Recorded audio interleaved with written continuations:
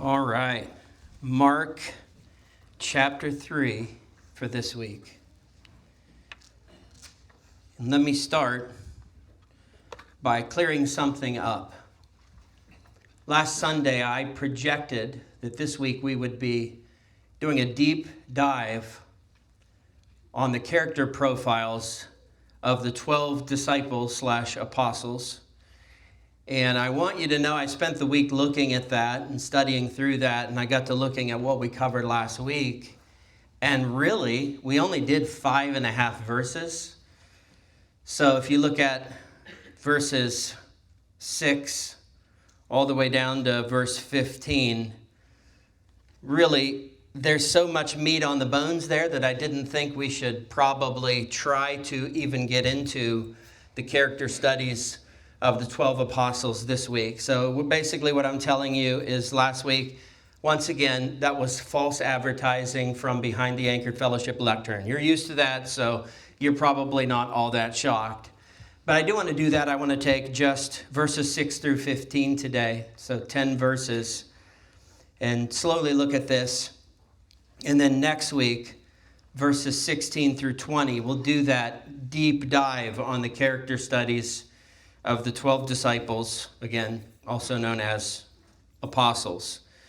So for this week, we come into our study beginning at verse 6, and since I don't feel like we really studied verse 6 adequately enough for my liking, we'll just kind of go back through that once again, bring out some more points, and then move forward in new ground for verse 7. But as we come into verse 6, this comes on the heels of Jesus performing quite the miracle of healing the man with the withered hand. Of course, that was a crowd pleaser, but not a clergy pleaser. You had the religious leaders present for that, and it wasn't like the controversy began after Jesus healed the man. The controversy was initiated by Jesus. He started this. You know, that siblings are always trying to convince mom and dad. They started it. Well, Jesus would tell you straight up, yes, I started that. I wanted that encounter. I wanted there to be this focus on the issue so that I could attempt to teach, whether it works or not, so that I could attempt to teach the religious leaders. And so Jesus initiates that. He brings up the question, exactly what is it lawful to do on the Sabbath day? Is it lawful to do good or is it lawful to do evil? Pointing out, of course, their plot eventually, he points it out before they even get to it, pointing out their plot to kill him on the Sabbath day. To them, that was okay to do, to sit around and have a meeting and say, all right, let's figure out some ways on how we can execute this guy. But it wasn't good to help a man that had a withered hand when Jesus had full ability to do so. Doesn't that seem like that would be wrong of the Lord? For you to be present with your problem and the Lord say, oh, I'm sorry, today's not a good day. We have rules. We have laws. And so the religious leaders were not pleased at all about that miracle of Jesus. And so that brings us now to verse 6. And we read in verse 6 that the Pharisees went out and immediately held counsel with the Herodians against him, how to destroy him. Okay, well, we all know who the Pharisees are. And just to be safe and cover our bases, since we're here, the Pharisees were an ultra-conservative party within the religion of Judaism. Conversely, you had the Sadducees, who were the very ultra-liberal party of Judaism. You know what they did not have in Judaism? They did not have a level-headed party. They did not have level-headed believers, and that was badly missing from Judaism.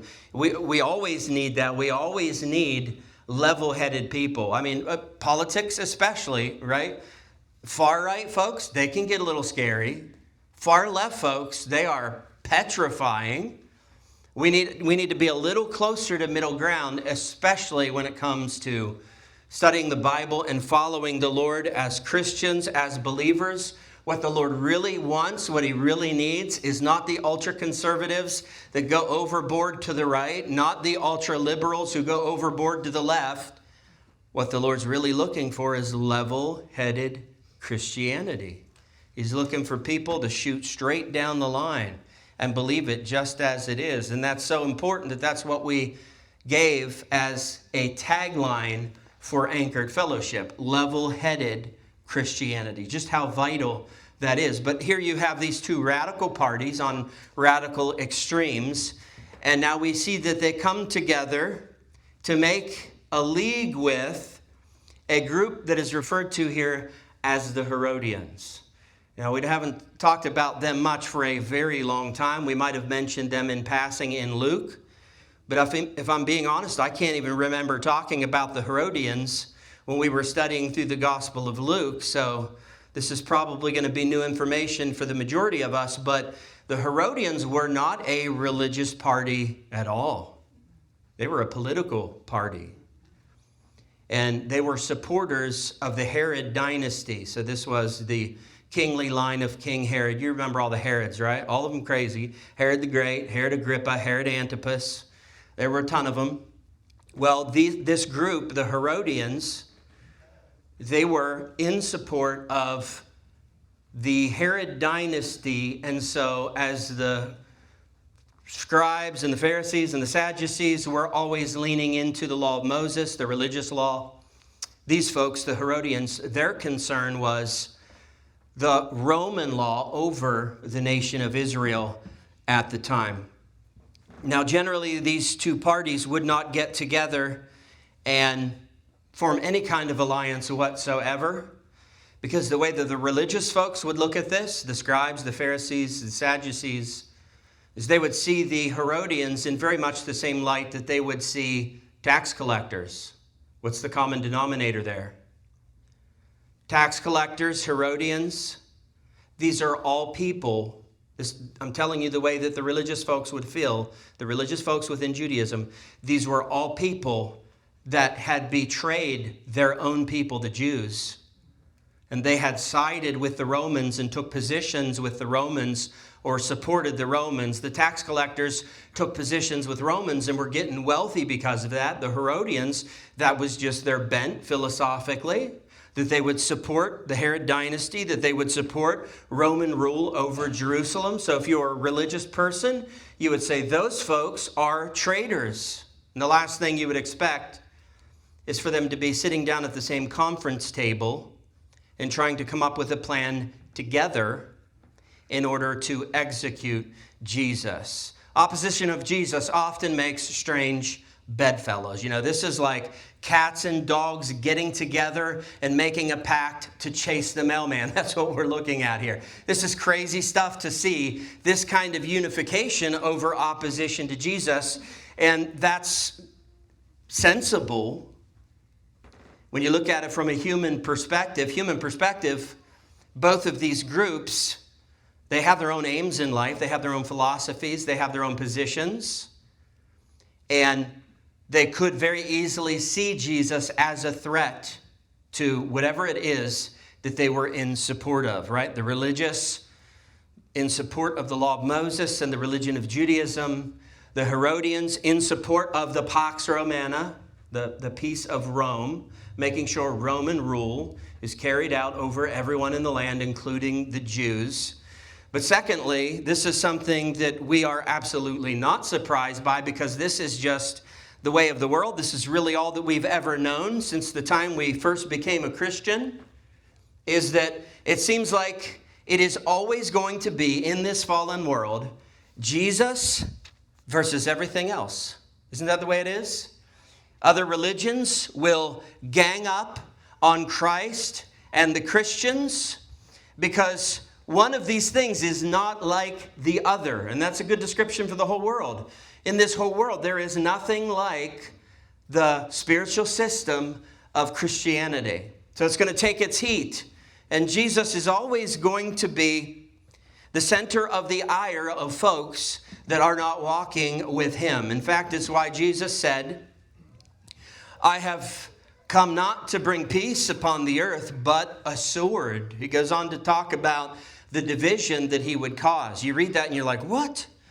I thought you came because you love the world and you didn't want anyone to perish and that whoever believes in you would have everlasting life. You just said, I didn't come to bring peace. I came to bring a sword. Listen, there's a difference there in what he's talking about. When he says, I've come to bring a sword, he's not talking about his intention or his desire. That wasn't his intention or his desire. It was just a fact of his ministry. That he was going to come because he loved the whole world.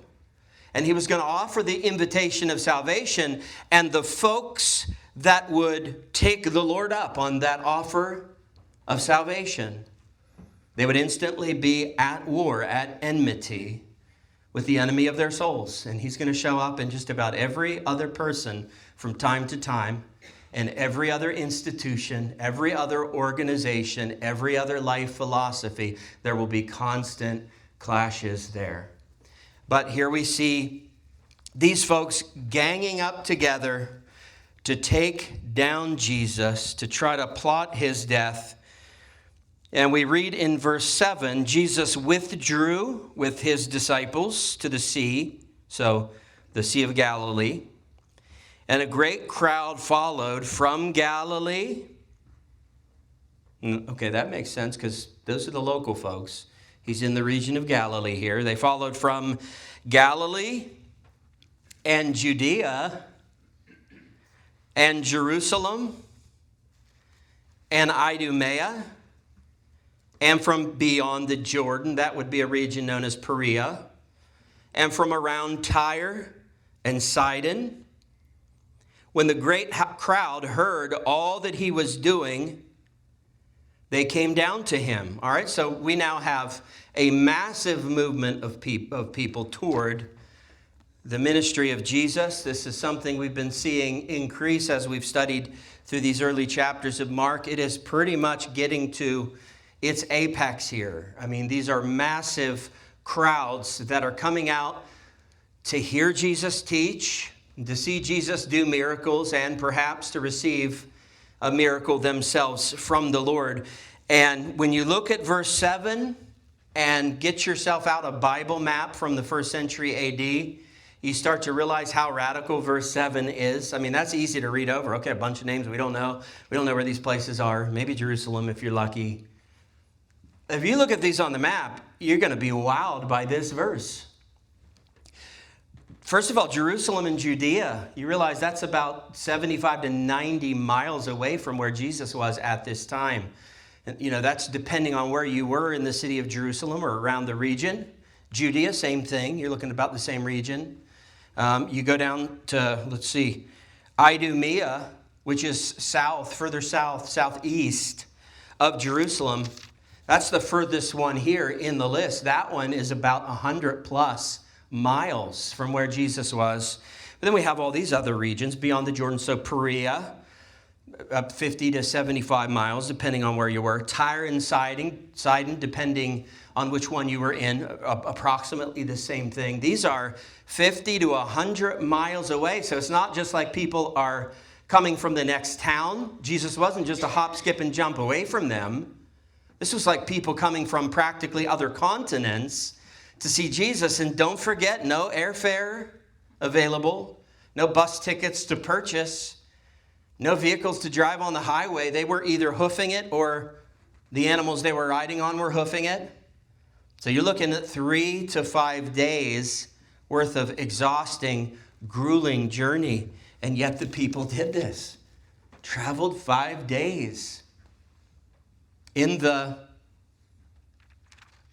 Mideast climate. Not a gentle climate to travel in. We're going to get a taste of it this week. It's going to be hot and humid. So it shows the excitement of the crowd. It shows the determination of the crowd. That's a really good aspect of this crowd. There's a lot of good things to see here. One of the negatives that we'll find out later is that right now, as Jesus is at the height of his popularity, there are scores and scores and scores of people that are coming out to see him. And they'll travel from just about anywhere to accomplish that. But in the near future, when Jesus starts to really press in to his doctrine, when he really starts to take them on deeper dives into the scriptures, when he really starts to say harder things, we're going to find that these same large crowds that he's easily drawing right now early in his ministry, they're going to quickly, very quickly thin out. It got to the point where Jesus turned to his disciples, and you could almost hear frustration in the voice of Jesus, saying to his disciples, well, everyone's leaving. They didn't like my statements about the body and the blood. You guys also going to go away? Are you guys going to desert on me, my 12 disciples? And who was it? Someone spoke up of the 12. Oh, it was Peter. You knew it. Peter spoke up and said, Lord, where else will we go? What else will we do with our lives? Only you have the words of eternal life. There's nothing else apart from you. But you see this taking place to where this crowd is being moved by the miracles of the Lord, and then the Lord wants to teach them. It's the whole purpose he came, not to fix them physically. That's a Band-Aid. That's a patch. That's temporary because life is temporary on the earth, but he wanted to teach them eternal things that could fix them, not just patch them, but fix them spiritually. But unfortunately for so many, when he would move into those things, they would turn away. And isn't that often the case? We were prepared for that prophetically in the New Testament, that the day was going to come when they would not endure sound doctrine. If you're giving away stuff in your church, you'll be big. You'll be popular in town. If you're fun, you'll be big. You'll be popular. If you have meals after every service, which I wouldn't hate, by the way, you'll be popular. But if you dig into teaching, which is what the word doctrine means, they won't endure sound doctrine. If you dig into teaching, well, the crowd's going to thin out. But hey, at least you know you got the solid ones. At least you know you got the ones that really want to learn the principles of life. And we'll see this evolve as we study through the Gospel of Mark. But for right now, this large crowd comes to him. And verse 9, that raises a concern. Verse 9. And he told the disciples to have a boat ready for fishing. For him, to have a boat ready for him because of the crowd, lest they crush him. So have a boat ready, lest the crowds overrun Jesus and just absolutely crush him and kill him in the mob mentality. Now, first of all, let's clarify and set the record straight. There's no way on earth that an earthly crowd was going to crush the Son of God in the flesh, ... unless he let them. And that is the point here. Jesus sees the potential for there to be a situation where the crowd is so big and they are so frantic to get near him that it could be dangerous for him and put him in the position not where he was helpless and couldn't save himself, but might put him in a position where he has to make a decision. Okay, I've either got to escape here, or I've got to cue the lightning bolts and fry these people to save my own life. And can you see how that would not look very good on the ministry of Jesus, to fry 20,000 people that wanted to see him just because he was afraid for his life? So his dilemma is, I either am going to get crushed or I am going to have to enlist divine intervention to save myself. And here's the oomph, the thrust behind all of this. He did not want to have to use divine intervention to save himself. So the best alternative to that would be, let's have a backup plan. Let's have an escape route. Let's get the boat in the water. Let's have it ready to go just in case it comes to that, to where we need to make an escape. And he had to do that at times in his ministry, didn't he? Pardon me. You read that in the Gospels. He had to get away. The crowd was pressing him. Things were getting, there was the synagogue in Nazareth. He had to get away from those folks because they were trying to kill him. So there are moments like that. Christ wants to be prepared for that. If you try to put that into your modern thinking with somewhat of a comparison, it would basically be like, since this is kind of a small church, the entire hospital of Uniontown, all of its inpatients coming to one of our Sunday services, and like it just be so frantic and so chaotic that I'm like telling the ushers, hey, well, a boat's not going to help here. I mean, we live in southwestern Pennsylvania. A boat's not going to help us out any, but an SUV would. So I might have to say, get the SUV running, air conditioning on, it's getting hot, just in case we need an escape plan. It's very practical. And so Jesus sets this up very practically so that he would not have to use his divine power to deliver himself here. We read in verse 11. Verse 10. For he had healed many, so that all who had diseases pressed around him to touch him. All right, so verse 10, this is a great and wonderful quality of this crowd. And for us, I believe it is very inspiring and challenging, perhaps even convicting. I don't want to sound negative about the crowd, but if we're looking at this crowd from human perspective, this crowd would be considered the deplorables of the society at the time. I mean, these folks are something's wrong with just about all of them. Now, true, some of them are there to truly hear the teaching of Jesus. But for the most part, the vast majority of this crowd, they are here because Jesus is a miracle worker. They've heard it, and they are in need of a miracle. So you have sick people. You have diseased people. You have disabled people, being carried 100 miles from Idumea on a stretcher by their friends.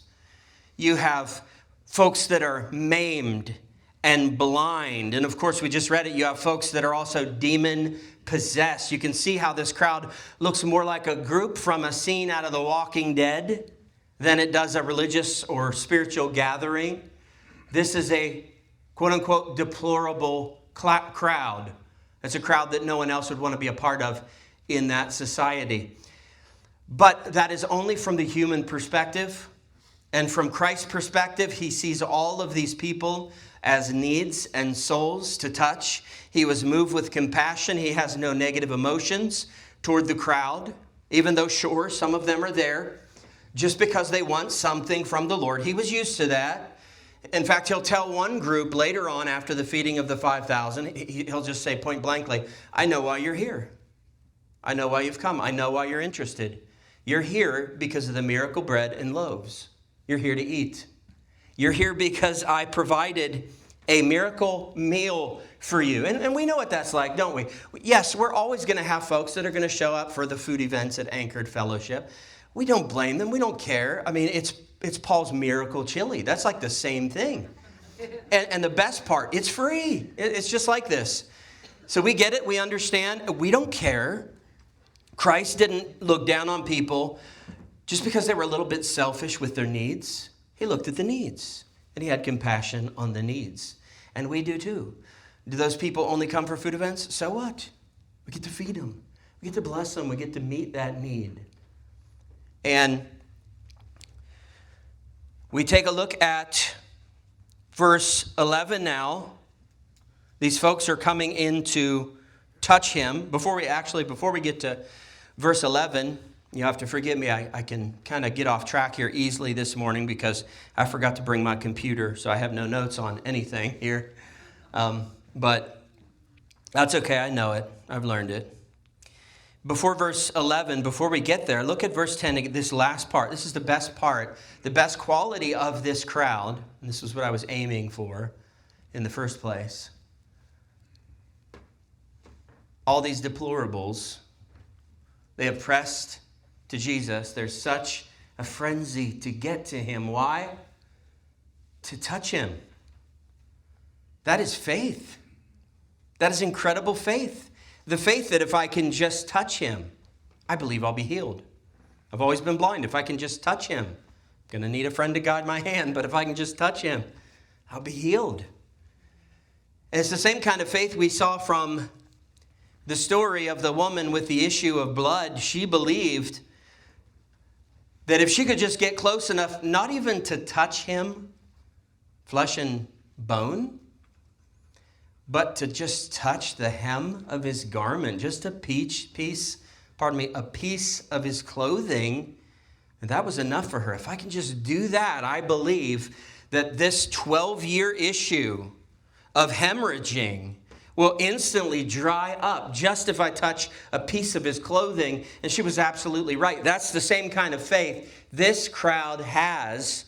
That's why I said this is inspiring, challenging, and probably convicting. Because that's how we should feel every Sunday morning and every Wednesday night when we're leaving for church. That's how we should feel. If I can just get to church, that would be the equivalent, right? If I could just get to church where I know the Lord is working, then I know whatever this need is that I have or this problem is, he's going to take care of it. I know that whatever my ailment is, the Lord's going to heal me of it. I believe for that. Now, he may not, because healing and miracles, that still all comes down to the will of the Father. But to have that kind of faith, there's no shame on you at all. That's what we should have. That same expectation that all I need to do is touch him or be touched by him. Can't wait for Sunday service. All I need to do is touch him or be touched by him. So I love their faith.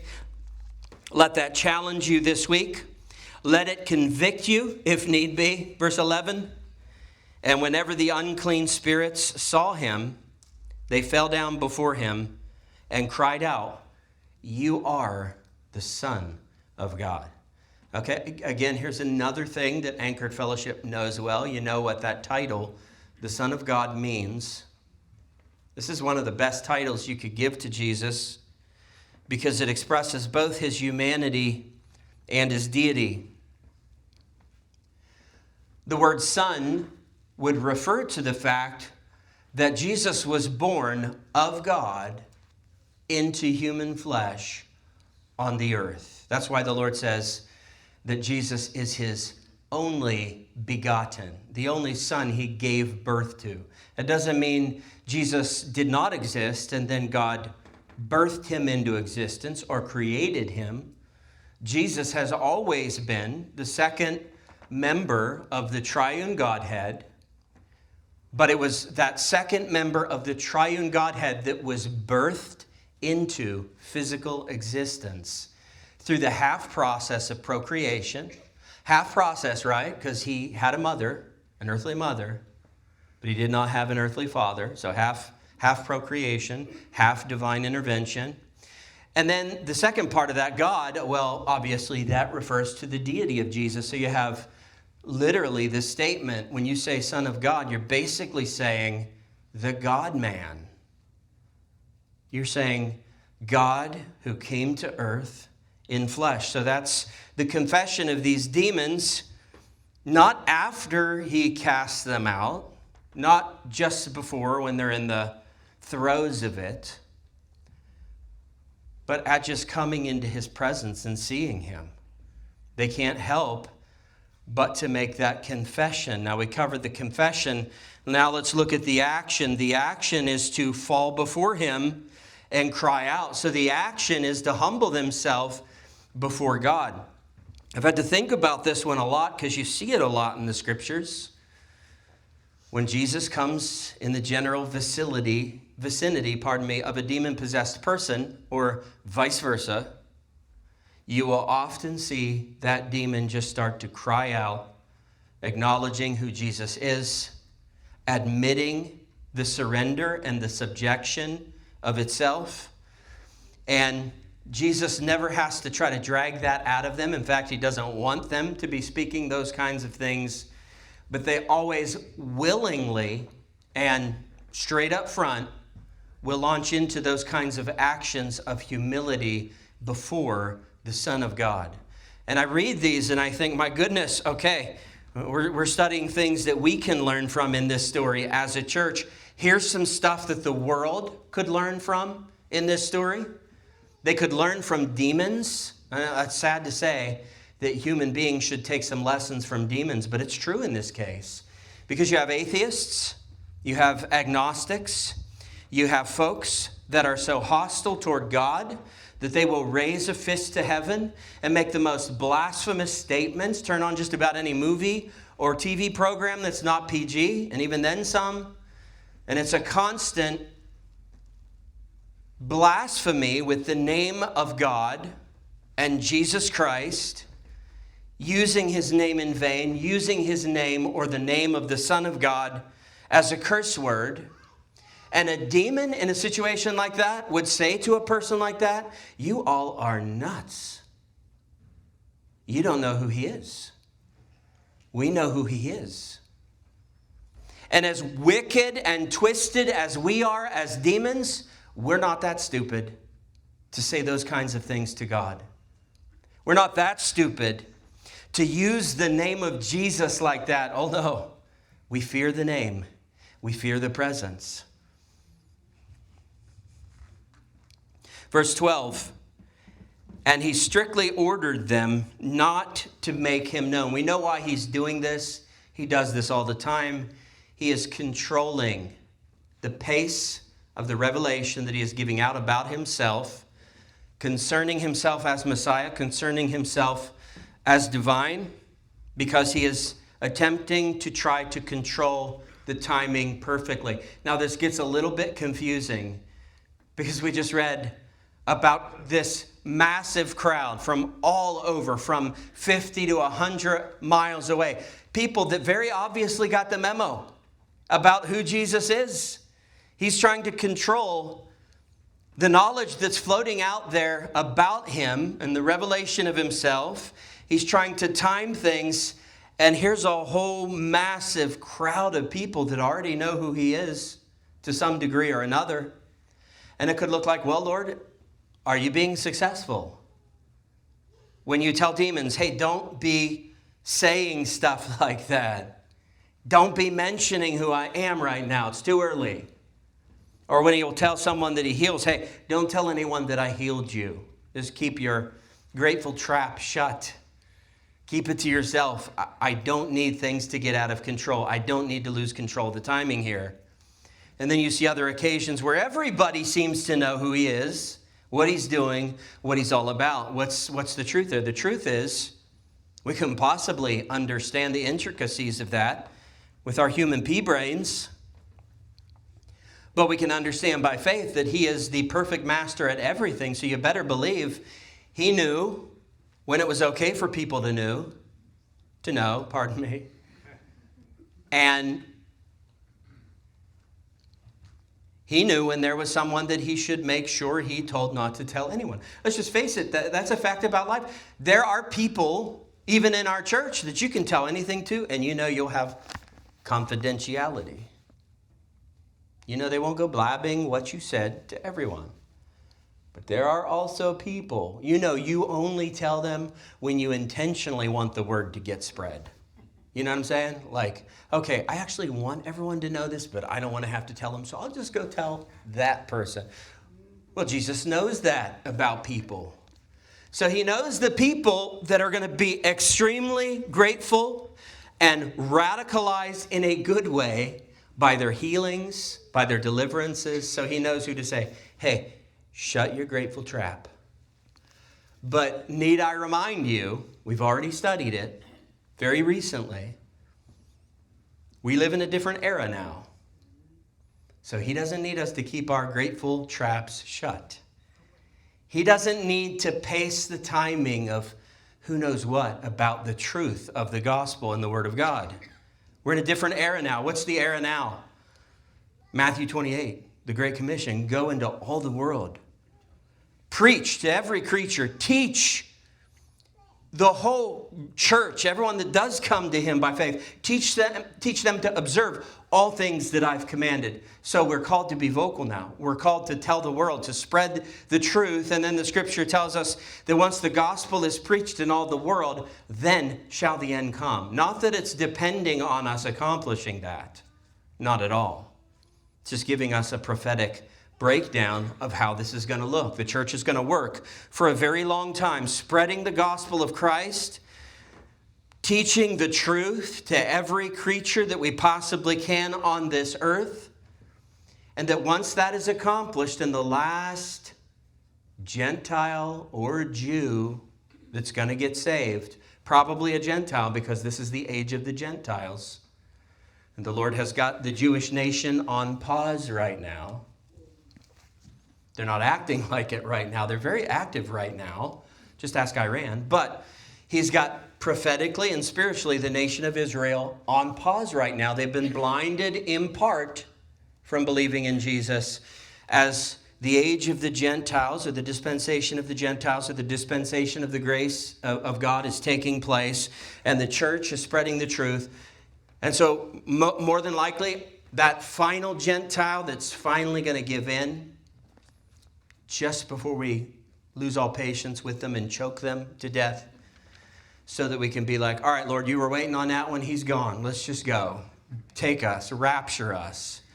Once that final Gentile gets saved, if indeed that's what it is, then shall the end come. That's how it's going to work in the order of things.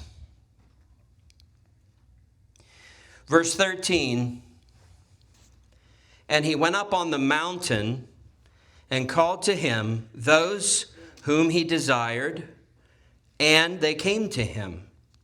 Verse 14, and he appointed 12, whom he also named apostles. So that's giving us information that will come later. He will later on name these 12 men apostles, but for right now, they are called disciples, so that they might be with him and he might send them out to preach. Now remind me to come back to that last part, so that they might be with him and he might send them out to preach.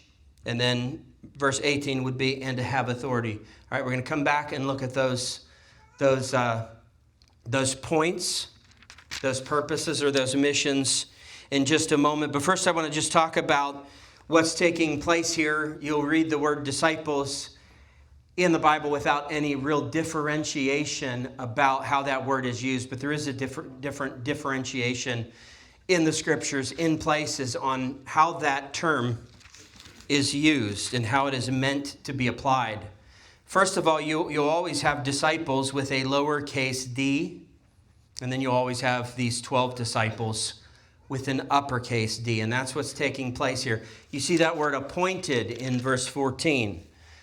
Appointed means ordained. It's the same word, appointed. So we're talking about a legit ceremony here where Jesus is picking from a massive group of disciples, lowercase d, and he's choosing 12 men to serve as the office or the position of the 12 disciples, capital D. There's a distinction here because these men are being appointed to this. So that means that from this massive crowd, he's picking these 12.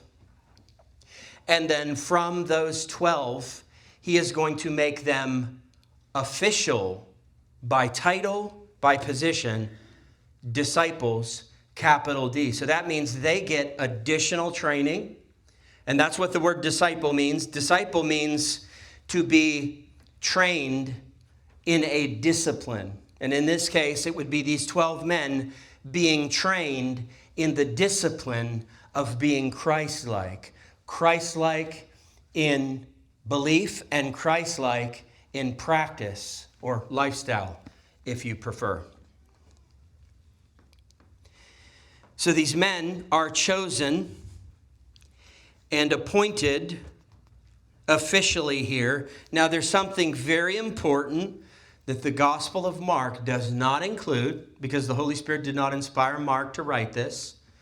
But we are told in the Gospel of Luke that on this day, in this very situation, just before the morning of going up on the mountaintop and calling these 12 disciples, do you know what Jesus did? He spent the entire night prior praying. I heard someone say, he spent the whole night in prayer. Why did he spend the whole night in prayer? Probably because he was like, Father, are you sure you want me to pick Simon? He just talks so much. Oh, ego, ego, ego. Father, are you sure you want me to pick Judas? That guy weirds me out. He is creepy. Father, are you sure you want me to pick James and John? I'm telling you, those two are unstable. As the Old Testament would say in the book of Proverbs, they're as unstable as water. No, I jest, of course. But the point is made. He stayed up all night praying to the Father because he had a huge decision to make. And you can see where prayer would be everything here, because if you're not praying, you're using your mind and your reason and your human faculties to make a decision like this, you're not picking these 12. You'll see that next week. Very unlikely group. You're not picking these 12. Fishermen, no education, tax collectors, zealots trying to daggermen trying to overthrow Rome. You wouldn't pick these 12. You certainly wouldn't send the dagger man out with the Roman tax collector in the 2x2 sending out, would you? You wouldn't pick these 12. You only make decisions like this if you have adequately spent time praying to the Father and asking the Father's help to make big, okay, let's take that up a notch, huge decisions like this. So once again, the reminder to us, the lesson we must understand as Christians, we really shouldn't be making any decisions without first soaking those decisions that we have to make in prayer. But if we're not going to do that with all of our decisions, please, at least, before you make the huge decisions, bathe that in prayer. And let that take as long as it needs to take. A couple hours, a couple days, a couple weeks, a couple months, a couple years, whatever it takes, whatever is necessary.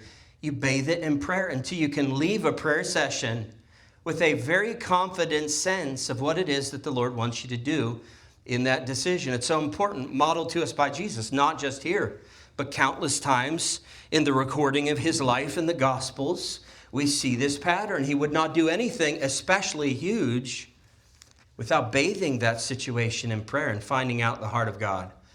I just find this convicting me, honestly, that, I'm trending in the right direction. And I think in the huge decisions, usually I do bathe those in prayer, but sometimes I let the smaller things get away from me. Well, it's just small stuff. It doesn't matter as much. The implications are lesser if things go awry. No, we really need to be bathing everything that we have to decide on in prayer. That's only if you want to make the perfect decision. Do you want to make the perfect decision? Okay, well, the Father knows what the perfect decision is in whatever it is that you're deciding.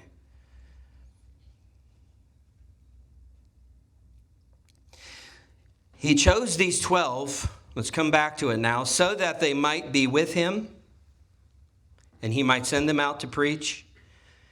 Verse 15, and have authority to cast out demons. Okay, so if you ever wondered what ministry responsibilities would be like, what's a better way to word that? But just basically, what does ministry look like? How does the flow of it work? What's the order of it? Are there steps? Are there keys? Well, this is a perfect picture of everything that the Lord wants you to know that is involved in ministry. That if he has a calling on your life, here's what it should look like.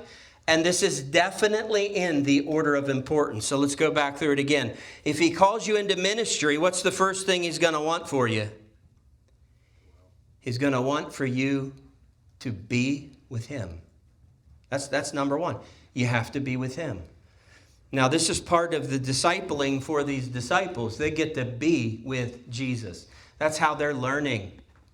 This is like Jesus by immersion. Just stay glued to his hip. Listen to everything he says. Learn it. Watch everything he does. Imitate it. That's so important to ministry, is that you be with him. He doesn't want to call you to some kind of informal situation where you don't really spend much time with him. You don't really know him personally, but you're following the orders he gave in the scriptures. He wants to know you. And that has to come first. Before you can go out and tell people about who he is, you have to know him. Before you can tell people the importance of prayer over huge decisions, you need to know him in that way. You need to know that I've done that before and it's worked. You need to know him on those levels before he can ever send you out and use you. There's far too many people who are trying to work for God, and they weren't first and ever just with him, just knowing him, just learning him. So that's number one. Number two, after you've learned from being around him, from being with him, then yes, he wants to send you out. And I mean, this is for anyone, folks. This is for anyone. It's for people in formal positions for sure, but he's called every single Christian to ministry. His whole purpose is to get you saved, and then you go out and preach the gospel. That's literally what he wants. He wants you to proclaim the message, all of you in the world. And so that's part of the calling as well. And then finally there we see verse 15. When you do go out for him, whatever it is that you're doing for him, whether it's a formal ministry position or whether you're just sharing the gospel with people at work or friends and family, or ministering about who he is because you've spent time with him. Well, whatever it is that you do for the Lord, formal or informal, in ministry, he wants you to go with his authority. That's the final part of this. And this really is the all in all of ministry. This is what the process looks like. This is what it looks like. You know him. You get to know him. You know him intimately and deeply. You answer the call to be sent out and preach the gospel to the world.